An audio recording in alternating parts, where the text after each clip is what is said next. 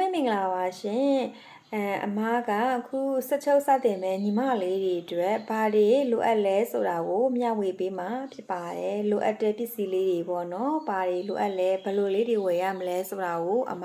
မျှဝေပေးမှာဖြစ်ပါတယ်အခုမှပြောပြမယ်ပစ္စည်းတွေကthe plate ထဲဝယ်ပြီးတော့မှထားဆက်မလို့ပါဘူးကိုစက်ချုပ်စတင်တဲ့ဥပမာကိုချုပ်မဲ့အင်ဂျီပေါ်မှာစကက်ပေါ်မှာစသဖြင့်ဒါတွေပေါ်မှာမူတည်ပြီးတော့မှပဲဖြည်းဖြည်းချင်းဝယ်စုလဲရပါတယ်ပေါ့နော်ဒါပေမဲ့ဆက်ချုပ်စတင်ပြီဆိုလို့ရှိရင်တော့အမားတို့ကတင်တန်းမှာဆက်တရတော့ထားပေးထားပါတယ်ဒါပေမဲ့ကိုယ့်ရဲ့အိမ်မှာဒီတင်တန်းမှာတင်ထားတဲ့တင်ငန်းစာလေးတွေကိုကပြန်လေ့ကျင့်ချင်တယ်ဆိုလို့ရှိရင်တော့အိမ်မှာဆက်တလုံးရှိထားဖို့တော့လိုအပ်ပါတယ်ဒီဆက်တလုံးကအကိုကအကောင့်ကြီးမတက်နိုင်ဘူးဆိုလို့ရှိရင်တပတ်ရက်ဆက်တလုံးလေးဝယ်ပြီးထားလဲရပါတယ်ပေါ့နော်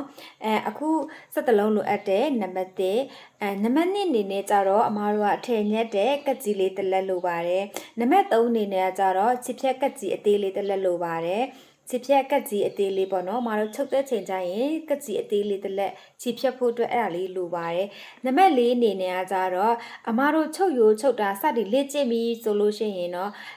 မားသွားတာတို့အဲ့မျိုးပြန်ဖြတ်တဲ့ချိန်မှာကြာလို့ရှိရင်လိုအပ်တယ်ပေါ့နော်အဲ့ခါကျဖြုတ်အပ်လို့ခေါ်တာပေါ့နော်အဲ့ဒါလေးတွေလိုအပ်ပါတယ်နံပါတ်5အနေနဲ့ခန္ဓာကိုယ်အချိုးစားတိုင်းထွာရန်အတွက်ပေကြိုးလေးတွေလိုတဲ့ပေတန်းခဲတန်းမက်ခဲစရှိတဲ့ဒါတွေကအသေးစိတ်လိုအပ်ပါတယ်ပြီးတော့ရှိရင်အမားတို့အစကြိုက်တော့မယ်ဆိုလို့ရှိရင်တော့ဗောနော်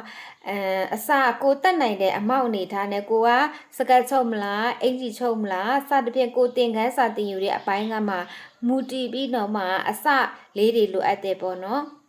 ကိုတက်နိုင်တဲ့အမောက်လေးနဲ့အဲ့အစလေးကိုဝယ်ပြီးတော့မှဥမာစကတ်ဆိုရင်စကတ်ကကိုပဲအစထက်မှာကိုဝယ်နိုင်လဲကိုတက်နိုင်လဲ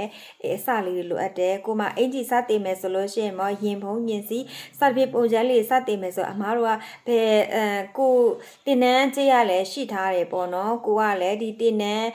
စတင်သွားတဲ့ချိန်ကျခါကျတော့ဒီပစ္စည်းတွေရဲ့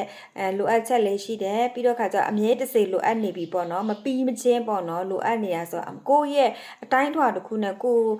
တက်တာမဲ့ဟာလေးနဲ့ချုပ်လဲကောင်းရမယ်ဆိုအဟာအမားတို့ရွေးချယ်ပြီးတော့မှဝယ်ယူရတယ်ပေါ့နော်ဥမာရင်စီစတင်ချုပ်တော့မယ်ဆိုကိုကအစဘလို့အစလေးစချုပ်မလဲစငိမ့်အောင်သုံးချင်တယ်ဆိုလို့ရှိရင်တော့အမားတို့လက်ငိမ့်အောင်သုံးရမယ်အစလေးရွေးချယ်ရမယ်ပေါ့နော်စလေးရမယ်ပိတ်စချမ်းတွေလိုအပ်မယ်ပတန်စက်ကူတွေလိုအပ်မယ်အနှစ်ချီလုံးစတဲ့ဖြစ်လိုအပ်တယ်ပေါ့နော်ပြီးလို့ရှိရင်အစတွဲဖို့အတွက်အမားတို့ကအစငိမ့်ဖို့အတွက်အဲ့လေးတွေလိုအပ်တယ်ပေါ့နော်